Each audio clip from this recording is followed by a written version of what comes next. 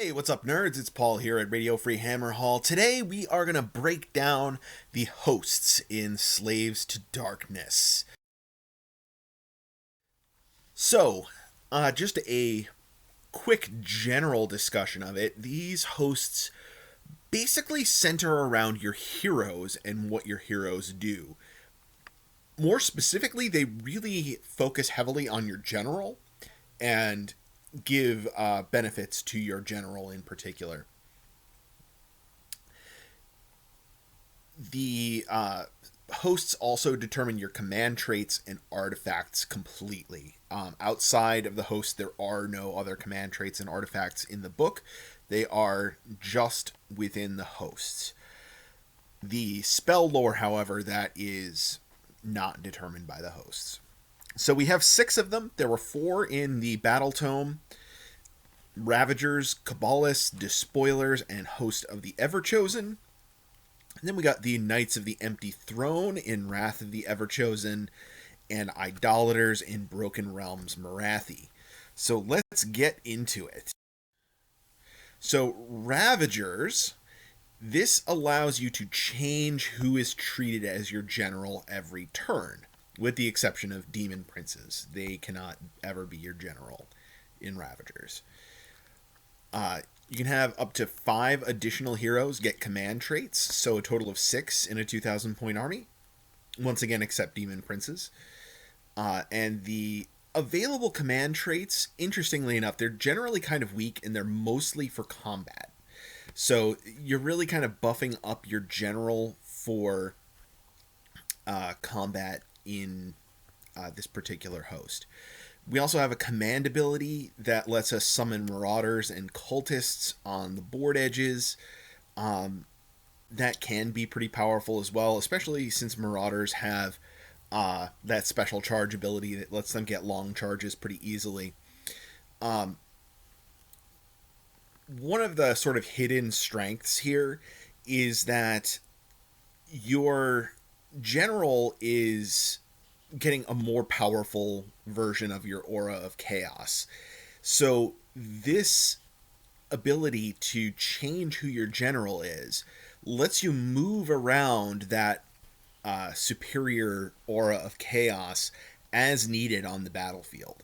That's one of the key strengths here of Ravagers.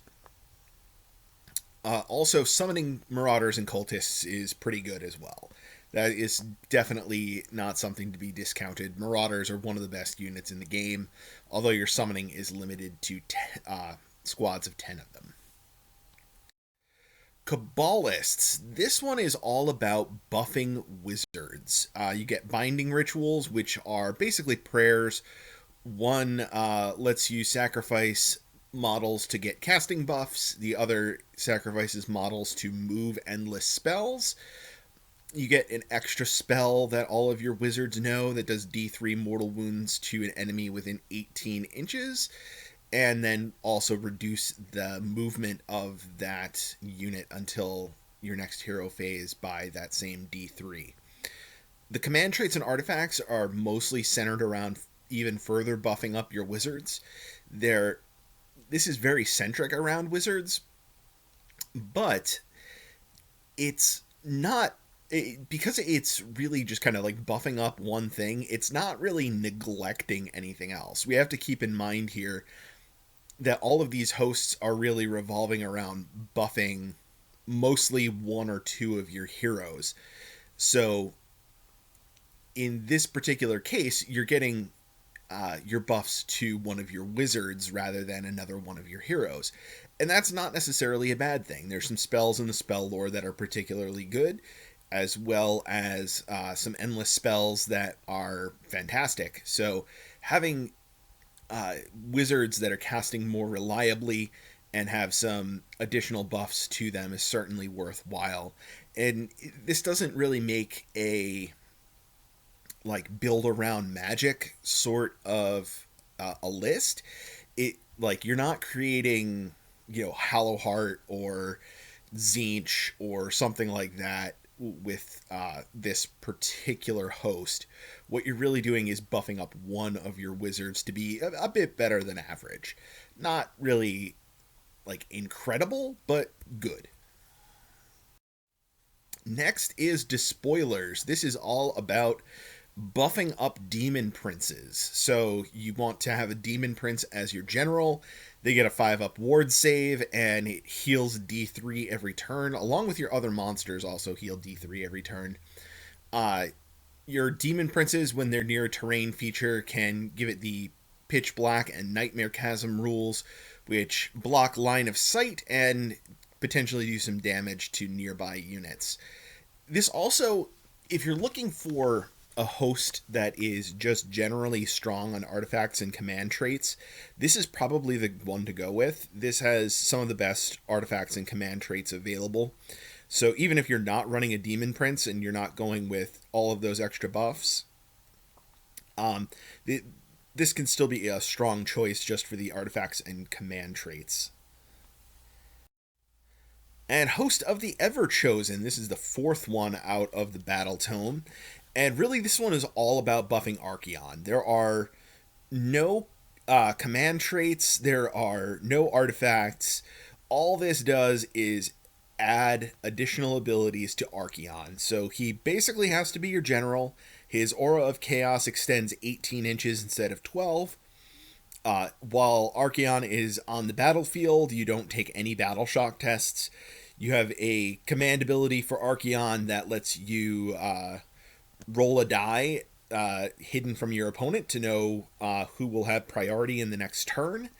And then we have buffs for the Varengard in the 8 Circles of Varengard. I'm not going to go through all of those, but there's a couple of good ones in there that can make your Varengard worth their points. Definitely really very strong if you're running Archaon. This is basically the build around Archaon host. The other hosts are not necessarily as attractive with Archaon as your general. Alright, so then we got Knights of the Empty Throne in the Wrath of the Everchosen.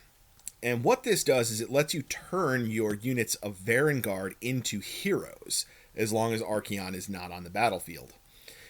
It also allows you to give them command traits and artifacts, which is interesting. You get a command ability that can potentially return slain Varengard units to the battlefield on a roll of 5+, and you have another command ability that can reduce the number of enemy units that count towards scoring objectives. There's only 3 command traits and artifacts, respectively, to choose from in this particular host, and they're not very good. So you're really, like, the main benefit you're getting is those Varengard being heroes, and that makes your Aura of Chaos that comes off of them just absolutely huge. So that is definitely something to consider there. The command traits and artifacts aren't terrible, but they could certainly be better. They're definitely powered down with the fact that you're giving them to a whole unit rather than to one lowly hero. And finally, Idolaters that we got in Broken Realms Morathi. This is my personal favorite. You can take one of your Chaos Chariots and make it into a hero that is also a priest. There is a prayer lore available, and the prayer that you get is dependent on the mark of chaos that you give to the chariot. That chariot becomes your Idolater Lord, and he's your general. Your cultist units all become battle line. They gain a mark of chaos, and the chaos mark has to be the same as your Idolater Lord, and they gain the same charge rule that Marauders have. So they rolled 2d6 and changed the lowest to a 6. So your shortest charge you're ever going to get with your cultists becomes a 7. It has a really strong command ability. It removes scenery rules from terrain pieces for the rest of the game. So in particular, this is really good against faction terrain. You can run up near the faction terrain and just blow up its ability to do anything. It just becomes another piece on the battlefield. It also gives all priests +1 to pray. This is particularly important because that also applies to the Chaos War Shrine. So all of its prayers are going off on 2+ instead of 3+. And although the prayer lore all says 3+, for your Idolater Lord, they're effectively on 2+. We have some really strong command traits available to us in this one, but there are no artifacts. You can still pick up an artifact from choosing one from the realm artifacts. Those aren't particularly strong, but I think your strong command traits really make up for that. So overall, I mean, it also, the Idolater Lord does not change the points cost of the chariot. I think that's one of the key things there, that, you know, you're getting a hero that is much, much better than simply a chariot, and is a big aura of chaos because he has a large base. And he's a 120 point hero that definitely hits for way more than 120 points with some of his command traits that are available, and just the general +1 to hit that he also gets because he's treated as an exalted charioteer. So really good overall. My personal favorite host. It's the newest one. I think we're probably going to see a lot of mileage out of this one. I'm curious to see how this shows up in Slaves to Darkness lists once we get games going more regularly again.